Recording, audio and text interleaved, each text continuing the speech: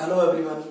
हाँ जी, हमारी unit continue चल रही थी structure of atom. Structure of atom clear है। उसमें हमने इंट्रोडक्शन कर ली थी और discovery of proton, electron and neutrons हमने कर लिया था, जो कि जिसको हम कुछ सब एटॉमिक पार्टिकल्स बोल रहे थे। ठीक है। हाँ जी, आज हम कुछ मॉडल करेंगे। ठीक है, आपने पहले भी पढ़ रखे हैं। ठीक है, मॉडल्स ऑफ एटम्स या अर्लियर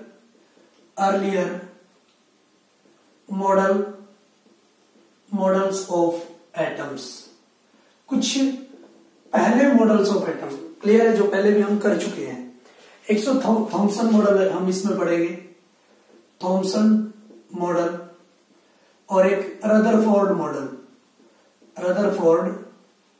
मॉडल हम इसमें पढ़ेंगे। क्लियर है। हाँ जी, तो सबसे पहले बात करते हैं हम थॉमसन मॉडल की। थॉमसन मॉडल क्या होगा? जो थॉमसन है, साइंटिस्ट हुए हैं 1898 में उन्होंने एटम को डिफाइन किया। ठीक है, उन्होंने बोला कि जो एक एटम है वो एक वाटरमेलन की तरह है। ठीक है, तरबूज जिसको बोलते हैं। ठीक है, एटम है वो वाटरमेलन की तरह होता है। ठीक है। हाँ जी, जिसमें जो रेड ईटेबल पार्ट होता है, ठीक है, जो रेड पार्ट होता है जिसको हम खाते हैं, ईटेबल पार्ट, वो एक्ट करते हैं लाइक किसकी तरह? प्रोटॉन की तरह। वो एक्ट करते हैं प्रोटॉन की तरह। ठीक है, मैं इसको डिनोट कर रहा हूं इससे। और वो यूनिफॉर्मली हर जगह प्रेजेंट होते हैं एक एटम के अंदर। ठीक है, और जो सीड्स होते हैं, ठीक है, सीड्स होते हैं वो एम्बेडेड होते हैं किसके अंदर? सीड्स एम्बेडेड होते हैं वाटरमेलन के अंदर। ठीक है, वो छार जैसे करा की होती है। ठीक है, जो बीज होते हैं, ठीक है, तरबूज के, तो उनको वो बोलता है, वो नेगेटिव से ये शो करता है, नेगेटिव चार्ज से ये साइन से शो कर रहा है, उनको वो बोलता है इलेक्ट्रॉन। क्लियर है। जो ये प्रेजेंट है हमारे पास, ये सारा रेड ईटेबल पार्ट है। ठीक है, जो डॉट मैंने लगा रखे हैं। और जो नेगेटिव पार्ट है वो सीड्स की तरह काम करता है, जो इम्बीड कर रखे हैं मैंने वाटरमेलन में। ठीक है, तो उसने बोला कि जो ये प्रोटॉन है, ठीक है, इनको तो मैं बोल रहा हूं प्रोटॉन, और ये जो नेगेटिव पार्ट है इनको मैं बोल रहा हूं इलेक्ट्रॉन। ठीक है। हाँ जी, तो उसने बोला कि जितने अमाउंट हमारे पास, जितने नंबर ऑफ हमारे पास प्रोटॉन प्रेजेंट होंगे, उतने ही नंबर ऑफ हमारे पास क्या? इलेक्ट्रॉन प्रेजेंट होंगे। ठीक है, जिससे उसने क्या किया? एटम की न्यूट्रलिटी को डिफाइन कर दिया कि एक एटम न्यूट्रल होगा और इसीलिए वो क्या होगा? स्टेबल होगा। ठीक है, तो इससे हमें एटम की स्टेबिलिटी का भी पता लग गया कि एक एटम न्यूट्रल होगा, क्योंकि उसके पास जितने पॉजिटिवली चार्ज आयन प्रेजेंट है उतने ही नेगेटिवली चार्ज आयन उसके पास प्रेजेंट होंगे। ठीक है, और जिसके इस न्यूट्रलिटी के कारण ही एटम के अंदर क्या आएगी? स्टेबिलिटी आएगी। क्लियर है। हाँ जी, तो ये सबसे अच्छी बात रही कि एटम की उन्होंने न्यूट्रलिटी का पता हमें बता दिया। ठीक है, जानकारी हमें दे दी। लेकिन उनकी लिमिटेशन क्या हुई?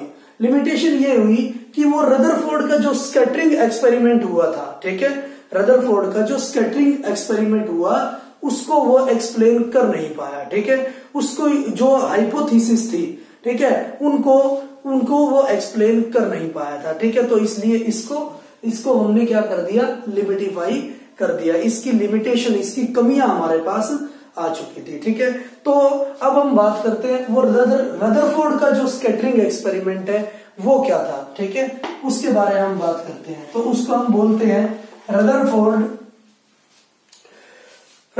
मॉडल। ठीक है, रदरफोर्ड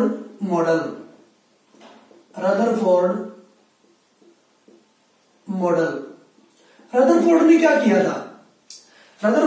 किया था? एक थिन फॉइल ली थी। ठीक है, थिन फॉइल ली थी जैसे गोल्ड की। उस थिन फॉइल पे उन्होंने क्या किया? बम्बार्डमेंट करवा दी अल्फा पार्टिकल्स की। ठीक है, और जो उन्होंने बम्बार्डमेंट अल्फा पार्टिकल्स की उन थिन फॉइल पे करवाई थी, तो अलग अलग ऑब्जर्वेशन उन्होंने इसका नोट किया था। जैसे हाँ जी, रदरफोर्ड 1911 में ठीक है, उन्होंने क्या किया, एक थिन फॉइल ले ली है, ठीक है, जिसको मैं बोल सकता हूं थिन गोल्ड फॉइल उन्होंने ले ली थी, ठीक है। हाँ जी, और एक रेडियम का टुकड़ा ले लिया था, रेडियम का टुकड़ा उन्होंने ले लिया था, मान लो ये है, क्लियर है। रेडियम क्या होगा, रेडियम एक रेडियो एक्टिव एलिमेंट होता है, ठीक है, रेडियो एक्टिव एलिमेंट होता है, मतलब जिसमें से अलग अलग क्या पार्टिकल्स निकलते रहते हैं, ठीक है, जिसमें से अलग अलग जो हमारी रेज होती है, अल्फा बीटा गामा, वो सारी की सारी एमिट आउट होती रहती है, उनको हम रेडियो एक्टिव एलिमेंट बोलते हैं। रेडियो एक्टिव एलिमेंट ले लिया, ठीक है, और उसको रख दिया एक ब्लॉक में लेड के, ठीक है, ब्लॉक ऑफ लेड के ब्लॉक में उनको रख दिया, ठीक है। हाँ जी, फिर उन्होंने क्या किया, एक स्लिट ले लिया। स्लिट क्या होती है, स्लिट का काम सिर्फ इतना होता है, एक प्लेट ही हम इसको बोल सकते हैं, और उसके अंदर क्या होगा, होल प्रेजेंट होगा, जिसकी वजह से हमें एक फाइन बीम मिल सकता है, क्योंकि मुझे पता है जो रेडियो एक्टिव एलिमेंट है उसके पार्टिकल इधर भी स्कैटर्ड करेंगे, इधर भी स्कैटर होंगे, इधर भी, कहीं पर भी, ठीक है, कोई भी इसकी डायरेक्शन नहीं होगी। लेकिन जब मैं एक स्लिट यूज करता हूं तो जो पार्टिकल यहां से गए हैं, ठीक है, उनको मैं क्या कर सकता हूं, ऑब्जर्व कर सकता हूं, मतलब एक स्ट्रेट लाइन में जो पार्टिकल गए हैं उनको ही मैं ऑब्जर्व करूंगा, और उसी की प्रॉपर्टी को डिस्कस करके मैं एक एलिमेंट का या फिर इस अपनी जो ऑब्जर्वेशन है उसका पता लगा सकता हूं, ठीक है। हाँ जी, उन्होंने क्या किया, एक स्लिट रिंग में से इसको पास करवा दिया, स्लिट रिंग में से इनको पास करवा दिया, किनको, अल्फा पार्टिकल्स को, ठीक है। हाँ जी, अल्फा पार्टिकल्स को पास करवा दिया। जो ये थिन फॉइल है उन्होंने क्या किया, इसको रख दिया एक फोटोग्राफिक प्लेट के चारों ओर, जो कोट कर दिया उन्होंने जिंक सल्फाइड से, ठीक है, मतलब इस पे क्या बन जाए, इमेज बन जाए या फिर कोई भी कलरेशन इस पे आ जाए, ठीक है, जिंक सल्फाइड से उसको उन्होंने कोट कर दिया, ठीक है।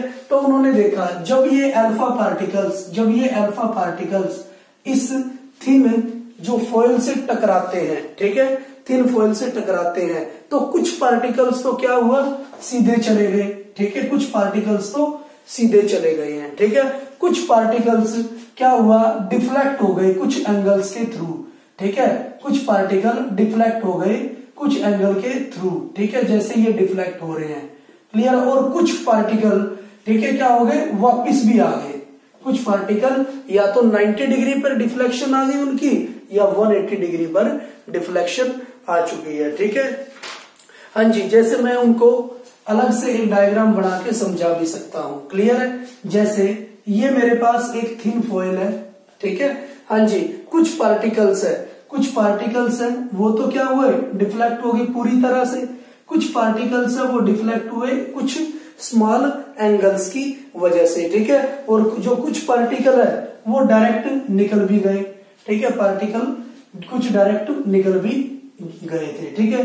तो उन्होंने क्या बोला, इससे क्या ऑब्जर्वेशन उन्होंने बताई थी, उन्होंने बोला कि जो पार्टिकल, सबसे पहले तो जो पार्टिकल विदाउट एनी डिफ्लेक्शन सीधे चले गए, ठीक है, जो पार्टिकल विदाउट एनी डिफ्लेक्शन सीधे चले गए, तो इसका मतलब वो किसी से नहीं टकराए, ठीक है, डिफ्लेक्शन नहीं हुई। अगर किसी से भी टकराते तो क्या होती, डिफ्लेक्शन होती, वो किसी से नहीं टकराए, और वहां पर क्या था, स्पेस था, ठीक है, जो कि डायरेक्ट वो निकल चुके थे।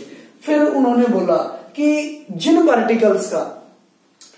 पार्टिकल का जो डेविएशन एंगल है वो स्मॉल था, ठीक है, वो कम था, तो उन्होंने ऑब्जर्व किया वहां पर कुछ हैवियर पार्टिकल प्रेजेंट है, जैसे मैं बोल सकता हूं प्रोटॉन प्रेजेंट है, ठीक है, वहां पर कुछ हैवियर पार्टिकल्स प्रेजेंट थे, उन हैवियर पार्टिकल से वो टकराए और उनसे डिफ्लेक्ट होके वो चले गए, जैसे ये पार्टिकल है इससे टकराए और डिफ्लेक्ट होकर चले गए, ठीक है। हाँ जी, फिर उन्होंने बोला कि बहुत कम, ठीक है, बहुत कम पार्टिकल जो वापिस आए हैं, ठीक है, या जिनका डिफ्लेक्शन बहुत ज्यादा था, ठीक है, वो वहां पर क्या हुआ, वहां पर हैवियर पार्टिकल प्रेजेंट होंगे, ठीक है, वहां पर हैवियर पार्टिकल प्रेजेंट होंगे, या फिर मैं बोल सकता हूं बहुत ज्यादा मास प्रेजेंट होगा, बहुत ज्यादा प्रोटॉन प्रेजेंट होंगे, जिनसे टकरा के वो क्या हो गए, वापिस अपने पाथ पर ही आ गए, या फिर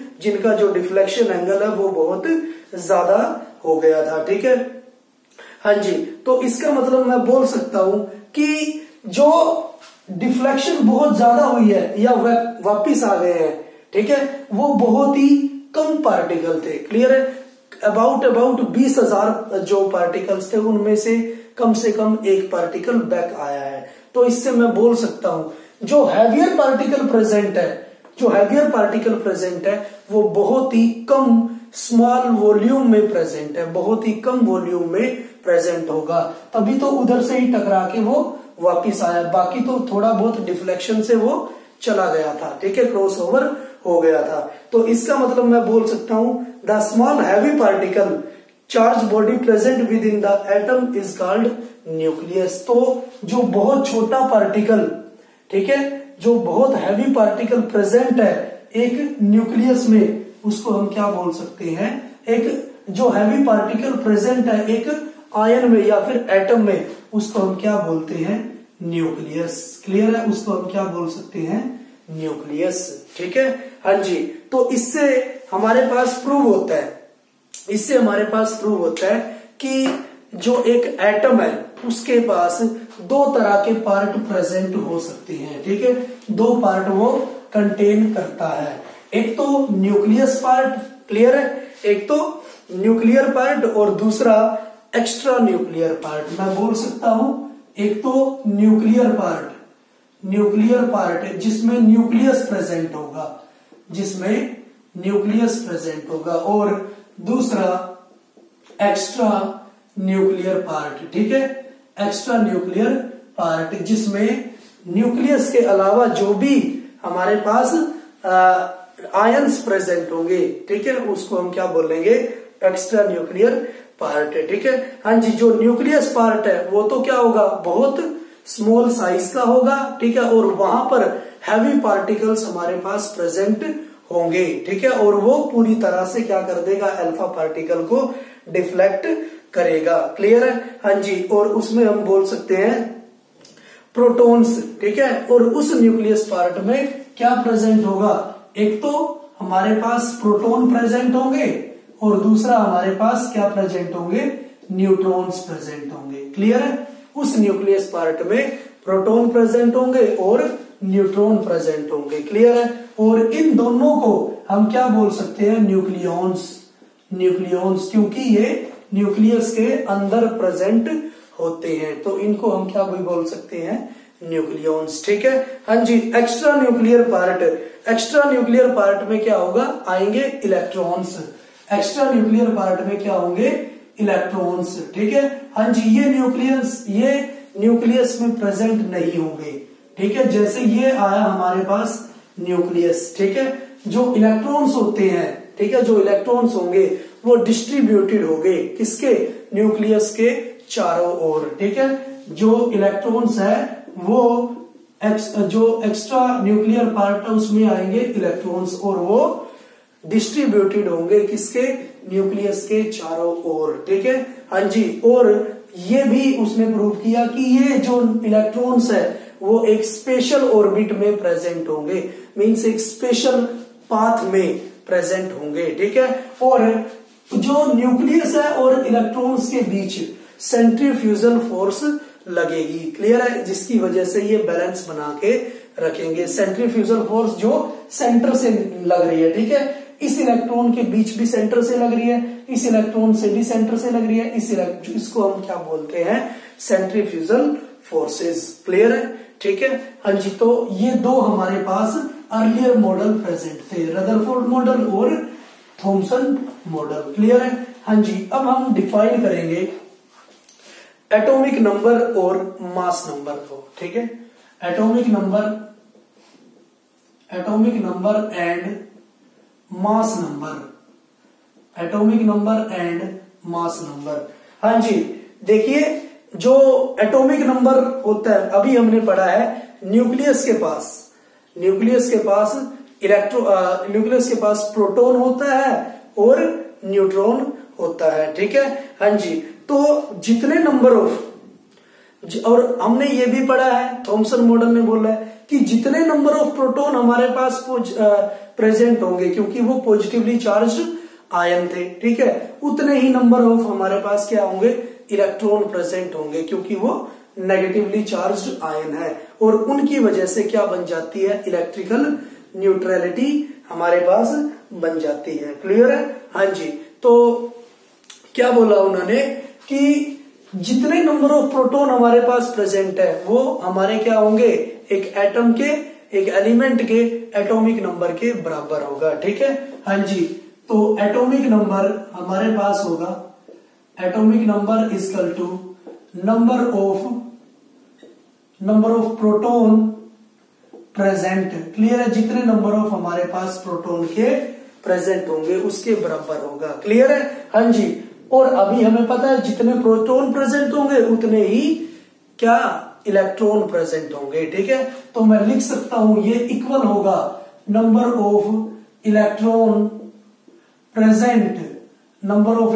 present in neutral atom. Clear है? ये चीज थोड़ी सा ध्यान से, इन न्यूट्रल एटम मीन्स जिसपे कोई भी चार्ज ना हो, जिस एटम पर कोई भी चार्ज ना हो, ठीक है, उसको हम क्या बोलेंगे, न्यूट्रल एटम। क्लियर है? हाँ जी, तो मास नंबर क्या होगा हमारे पास, अभी हमने बोला था कि जो न्यूक्लियस होता है प्रोटॉन को और न्यूट्रॉन को कैरी करता है, ठीक है। हाँ जी, और उनको हम क्या बोलते हैं, न्यूक्लियॉन्स भी बोल सकते हैं, ठीक है, उनको हम न्यूक्लियॉन्स भी बोल सकते हैं। तो मास नंबर हमारे पास क्या होगा, उन न्यूक्लियॉन्स से ही हमारे पास क्या बनता है, मास नंबर बनता है किसी भी एटम का, ठीक है। तो मास नंबर ऑफ एटम हमारे पास होगा number of proton plus number of neutron, जितने नंबर ऑफ प्रोटॉन हमारे पास प्रेजेंट होंगे प्लस नंबर ऑफ न्यूट्रॉन, ठीक है। हाँ जी, इसको हम रिप्रेजेंट करते हैं ए से, मास नंबर को हम कैपिटल ए से रिप्रेजेंट करते हैं, ठीक है। हाँ जी, एटॉमिक नंबर को हम कैपिटल जेड से रिप्रेजेंट करते हैं। क्लियर है? और कोई भी हमारे पास एलिमेंट है, ठीक है, उसकी रिप्रेजेंटेशन हम कैसे देंगे, एक्स, हम लिखते हैं कोई भी एलिमेंट एक्स, ठीक है। हाँ जी, और जो टू द बेस है, ठीक है, बेस में हम लिखते हैं एटॉमिक नंबर, तो बेस में हम लिखते हैं एटॉमिक नंबर मींस जेड, और जो टॉप है, ठीक है, टॉप में हम लिखते हैं एटॉमिक मास या फिर मास नंबर, ये हमारी रिप्रेजेंटेशन आएगी। तो एक्स हमारे पास क्या होगा, हाँ जी, एलिमेंट, कोई भी एलिमेंट, और जेड हमारे पास क्या होगा, एटॉमिक नंबर, ठीक है, एटॉमिक नंबर, और ए हमारे पास क्या होगा, मास नंबर। क्लियर है? हम डिनोट किससे करेंगे, मास नंबर को से, ठीक है। जेड टू द बेस लिखते हैं और ए लिखते हैं टॉप पर। क्लियर है? हाँ जी, जैसे उसने पूछा, जैसे मैं एक एग्जांपल लेता हूं, सोडियम है हमारे पास, सोडियम है, हाँ जी, इसका क्या होगा सिंबल, Na, सोडियम होता है हमारे पास Na। क्लियर है? हाँ जी, सोडियम Na, इसका एटॉमिक नंबर कितना होता है, एटॉमिक नंबर हमारे पास सोडियम का होता है 11। क्लियर है? 11 इसका एटॉमिक नंबर, ठीक है, तो 11 टू द बेस, हाँ जी, एटॉमिक मास होता है इसका 23, ठीक है, तो टॉप पर हम लिखेंगे। तो इसमें मैं बोल सकता हूं, जो ऊपर ऑब्जर्वेशन है, ठीक है, उसके हिसाब से मैं बोल सकता हूं कि जो इसका एटॉमिक नंबर है सोडियम का, वो है हमारे पास 11। क्लियर है? तो मैं बोल सकता हूं नंबर ऑफ प्रोटॉन है इसके अंदर, क्या, कितने, 11, क्योंकि number of proton atomic number के बराबर होता है, ठीक है। नंबर ऑफ इलेक्ट्रॉन्स इसके पास कितने हैं, 11। क्लियर है? हाँ जी, जो मास नंबर है हमारे पास, मास नंबर क्या होता है, ए, इक्वल होता है, ठीक है, number of proton plus number of neutron, number of proton plus number of neutrons के, number of proton plus number of neutrons के, ठीक है। हाँ जी, तो ये मेरे पास आया। नंबर ऑफ प्रोटॉन किसके बराबर होता है? एटॉमिक नंबर पे, A equal to Z plus number of neutrons, number of neutrons. तो मैं निकाल सकता हूं नंबर ऑफ न्यूट्रॉन्स को। तो नंबर ऑफ न्यूट्रॉन्स हमारे पास आता है A minus Z means atomic mass minus atomic number. Clear है? Atomic mass minus atomic number. तो मैं निकाल सकता हूं इसको। एटॉमिक मास क्या बना मेरे पास? 23 है यहां पर। हाँ जी, एटॉमिक नंबर क्या है? 11 है। तो 23 माइनस 11 ये आया 12। तो इसके पास न्यूट्रॉन्स कितने हैं? 12। क्लियर है? इसके पास न्यूट्रॉन कितने हैं? 12। ठीक है, तो इस तरह से हम इलेक्ट्रॉन, प्रोटॉन और न्यूट्रॉन के नंबर निकाल सकते हैं। ठीक है, हाँ जी। नेक्स्ट हम डिफाइन करते हैं आइसोटोप्स को, आइसोबार को, आइसोटोन को और आइसो इलेक्ट्रॉन्स को। ठीक है, आइसोटोप्स क्या होंगे हमारे पास? आइसोबार क्या होंगे? हाँ जी, आइसोटोन क्या होंगे? और आइसो इलेक्ट्रॉन्स क्या होंगे? आइसो इलेक्ट्रॉन्स हमारे पास क्या होंगे? ठीक है, ये हम इसको आज डिफाइन करेंगे। देखिए, सबसे पहले तो आइसोटोप्स। आइसोटोप्स हमारे पास क्या होते हैं? Atoms of same element, atoms of same element. हाँ जी, atoms of same element, same element which have same atomic number. Atomic number तो सेम है but different mass number. Clear है? जिसका एटॉमिक नंबर तो सेम है लेकिन मास नंबर क्या है? अलग हो। ठीक है, उसको हम क्या बोलते हैं? आइसोटोप्स। जैसे हाइड्रोजन है, हाइड्रोजन का एटॉमिक नंबर 1 होता है। ठीक है, और मास नंबर भी 1 होता है। हाँ जी, फिर आगे हम करते हैं, इसके 3 आइसोटोप है। ठीक है, जिसका मास नंबर 2 होगा। हाँ जी, जिसका मास नंबर 3 होगा। क्लियर है? हाँ जी, ये देखा, एटॉमिक नंबर तो हमारे पास सेम है बट मास नंबर क्या है? डिफरेंट है। तो मैं बोल सकता हूं ये तीनों क्या है? आइसोटोप्स हैं। ठीक है, अगर हाइड्रोजन का जो सेकंड आइसोटोप होता है उसको हम क्या बोलते हैं? ड्यूटोरियम।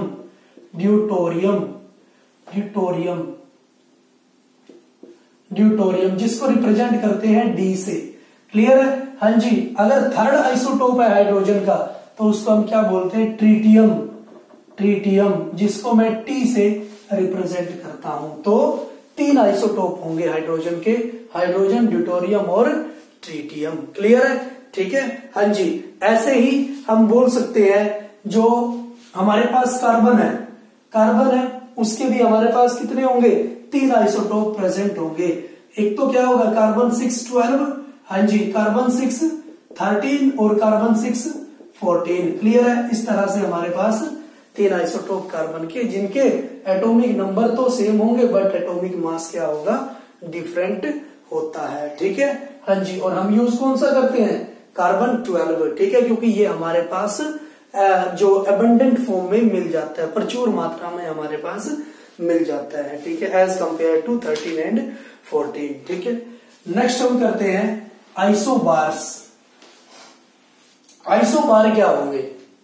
आइसोबार क्या होंगे हमारे पास? आइसोबार्स होते हैं atoms of the same element, atoms of the same element which have different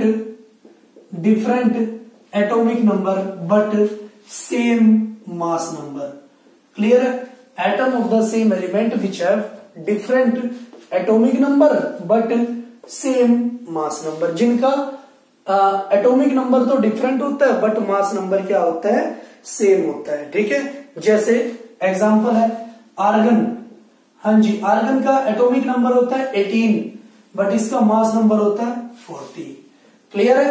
ठीक है, हाँ जी। जैसे कैल्शियम, एटॉमिक नंबर होता है 20 लेकिन मास नंबर क्या होता है? 40। तो ये दोनों क्या है? आपस में रिलेशनशिप इनकी क्या है? आइसोबार की। क्लियर है? ये दोनों क्या है? आइसो बार होंगे। ठीक है, जिनका जो मास नंबर होगा वो तो सेम होगा, बट जो एटॉमिक नंबर होगा वो क्या होगा, डिफरेंट होगा। ठीक है, हाँ जी। अब हम बात करते हैं आइसोटोन की। आइसोटोन क्या होंगे, जिनके पास same number of neutrons present होंगे। ठीक है, एटम ऑफ डिफरेंट एलिमेंट, मैं लिख सकता हूं isotone, atoms of different element which have same number of neutrons। Clear है, जिनके पास same number of neutrons present होते हैं। क्लियर है, उसको हम क्या बोल सकते हैं, आइसोटोन्स। जैसे हमारे पास एग्जांपल है, कार्बन लेता हूं मैं 6 कार्बन 14 आइसोटोप मैंने इसका ले लेता हूं। ठीक है, हाँ जी। नाइट्रोजन ले लेता हूं मैं 7 नाइट्रोजन 15। क्लियर है, हाँ जी, 7 नाइट्रोजन 15। और भी मैं ले लेता हूं, ऑक्सीजन ले लेता हूं मैं, ऑक्सीजन का 8 होता है एटॉमिक नंबर, मास नंबर है 16। क्लियर है, हाँ जी। मुझे पता है जो नंबर ऑफ न्यूट्रॉन होते हैं वो क्या होते हैं, मास नंबर माइनस एटॉमिक नंबर। पीछे हमने अभी रिलेशनशिप निकाली थी। ठीक है, A माइनस जेड। तो इसका जो नंबर ऑफ न्यूट्रॉन है वो आए हैं, हाँ जी, mass number minus atomic number, 14 minus 6 equal to 8 आया। क्लियर है, हाँ जी। इसका भी क्या आया, 15 माइनस 7 इक्वल टू 8। इसका भी आया 16 minus 8 equal to 8।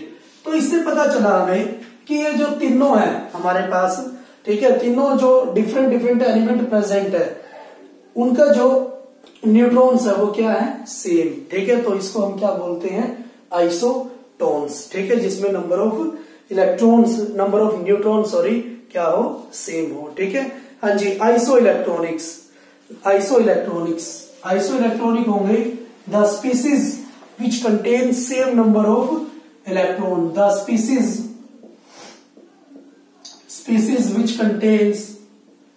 which contains same number of electrons, उसको हम क्या बोलेंगे, आइसो इलेक्ट्रॉनिक। आइसो का मतलब ही आइडेंटिकल होता है, क्या, सेम होता है। जैसे स्पीसीज क्यों लिखा मैंने, क्योंकि ये नेगेटिव आयन भी हो सकते हैं, पॉजिटिव आयन भी हो सकते हैं, और क्या हो सकते हैं, नेगेटिव भी हो सकते हैं, पॉजिटिव भी हो सकते हैं, और न्यूट्रल भी हो सकते हैं। जैसे मैं बात करता हूं, हमारे पास है Na पॉजिटिव, तो पॉजिटिव आयन भी है। ठीक है, Mg पॉजिटिव 2। क्लियर है, ये भी आ गया मेरे पास, हाँ जी। Na पॉजिटिव, Mg पॉजिटिव, मैं बोल सकता हूं F नेगेटिव। क्लियर है, नियोन, ठीक है, नेगेटिव भी हो सकता है, न्यूट्रल भी हो सकता है। ठीक है, नियोन। क्लियर है, मैं बोल सकता हूं इसमें N नेगेटिव 3, हाँ जी, O नेगेटिव 2, ये सारे के सारे आइसो इलेक्ट्रॉन्स होंगे। जैसे सोडियम का जो एटॉमिक नंबर होता है वो होता है 11। ठीक है, तो Na positive 1, number of electron कितने, 11। Na पॉजिटिव 1 मीन्स एक मैंने लूज कर दिया, पॉजिटिव का मतलब लूज कर दिया, तो बचे कितने, 10। ठीक है, 11 होता है, एक लूज कर दिया तो 10 इलेक्ट्रॉन इसके पास है। मैग्नीशियम का होता है 12, ठीक है, एटॉमिक नंबर, तो उसने 2 तो लूज कर दिए, तो नंबर ऑफ इलेक्ट्रॉन कितने बचे, 10। हाँ जी, फ्लोरीन का होता है 9, एक उन्होंने क्या कर दिया, उसने एक्सेप्ट कर लिया, नेगेटिव का मतलब गेन करना, 9 + 1 10। हाँ जी, नियोन का कितना होता है, 10 होता है। ठीक है, हाँ जी। नाइट्रोजन है 7 होता है, 3 गेन कर लिए तो 10 हो गया। ऑक्सीजन है 8 होता है, 2 गेन कर लिए तो 10 हो गया। तो ये सारी की सारी स्पीसीज हमारे पास क्या है, आइसो इलेक्ट्रॉनिक होंगे। क्लियर है, हाँ जी। सबसे पहले तो और एक और बात इसमें हम बात बोलना चाहेंगे, एटॉमिक रेडियाई पूछता है इसमें, वो एटॉमिक रेडियाई अभी बात करते हैं, आगे नेक्स्ट भी हम बात करेंगे नेक्स्ट चैप्टर्स में। हाँ जी, एटॉमिक रेडियाई हम बात करते हैं। देखिए हमें क्या मानना है, इसको एक ट्रिक से करते हैं हमें क्या मानना है, जो पॉजिटिव है वो है भूखे, ठीक है, और जो ये है नेगेटिव है वो है रिच। क्लियर है, जो रिच है वो तो क्या होगा, नंबर ऑफ इलेक्ट्रॉन तो सेम है, वो तो चौड़ा होके चलेगा, तो इसका मतलब उसका साइज ज्यादा होगा, ठीक है। और जो भूखा है वो तो क्या होगा, सिकुड़ जाएगा, ठीक है, तो उसका साइज क्या है, कम है। तो साइज की हम बात कर रहे हैं, रेडियाई की हम बात कर रहे हैं, तो सबसे पहले नेगेटिव वाले आएंगे जो सबसे ज्यादा साइज के होंगे, ठीक है। और नेगेटिव वाले भी कौन कौन है, फ्लोरीन है, नाइट्रोजन है, ऑक्सीजन है, ठीक है। ये 1 दिन से रिच है, 3 दिन से, 2 दिन से, जो 3 दिन से है वो तो क्या होगा, बहुत ज्यादा रिच होगा, बहुत ज्यादा चौड़ा होकर चलेगा। तो इसका मतलब साइज क्या होगा, नाइट्रोजन का सबसे ज्यादा होगा। ये ट्रिक आपको याद रखनी, देसी बिल्कुल लैंग्वेज ये याद रखनी। फिर ये 2 दिन से है रिच, ये 1 दिन से, तो क्या होगा, ऑक्सीजन क्या होगा, आइसो इलेक्ट्रॉनिक के केस में लगेंगे ये, ठीक है। हाँ जी, फ्लोरीन है, उसके बाद फ्लोरीन है, ठीक है। ये आ गया आपके पास साइज। नेक्स्ट हमारे पास बचता है, ये 2 दिन से भूखा है, 1 दिन से भूखा है, ये भूखा नहीं है, तो इसका मतलब जो भूखे हैं उनका तो साइज क्या होगा, सिकुड़ जाएंगे वो तो, ठीक है। तो इसका मतलब इनका तो साइज क्या होगा, कम होगा, इनका ज्यादा होगा। नियोन आ गया, फिर जो भूखा है ही नहीं, ये 2 दिन से भूखा है तो सबसे ज्यादा कम साइज होगा, ये 1 दिन से भूखा है तो Na पॉजिटिव का ज्यादा होगा, किससे, Mg पॉजिटिव। तो इससे हमें आयनिक रेडियाई या फिर एटॉमिक रेडियाई का पता लग गया, ठीक है। आयनिक रेडियाई क्योंकि आयंस भी प्रेजेंट है ना इसमें, का भी हमें इसमें पता लग चुका है, ठीक है। हाँ जी, अब हम करते हैं इसमें एक न्यूमेरिकल कर लेते हैं। उसने बोला है find the atomic number, mass number, उसने बोला है एक न्यूमेरिकल जो कि है find the atomic number, mass number, number of proton, electron and neutron present in element uranium. हाँ जी, यूरेनियम 92 to 38, क्लियर है। इसमें हमें क्या बताना है, सभी चीजें बतानी है, इलेक्ट्रॉन, प्रोटॉन, न्यूट्रॉन, ठीक है। तो ठीक है, हाँ जी, इलेक्ट्रॉन कितने हैं इसमें, 92 है, एटॉमिक नंबर के बराबर होता है। एटॉमिक नंबर कितना है, 92 है। प्रोटॉन कितने हैं, वो भी क्या है, 92 है, ठीक है। हाँ जी, मास नंबर कितना है, मास नंबर हमारे पास क्या है, 238 है, क्लियर है। नंबर ऑफ न्यूट्रॉन कितने हैं, number of neutron 238 minus 92, clear है। तो ये भी हमारे पास नंबर ऑफ न्यूट्रॉन 146 हमारे पास नंबर ऑफ न्यूट्रॉन आ चुके हैं, क्लियर है। तो इस तरह से हम ये न्यूमेरिकल प्रॉब्लम भी कर सकते हैं, ठीक है। आज के लिए इतना ही करेंगे, आप इनको प्रैक्टिस करिए। Thank you for cooperation.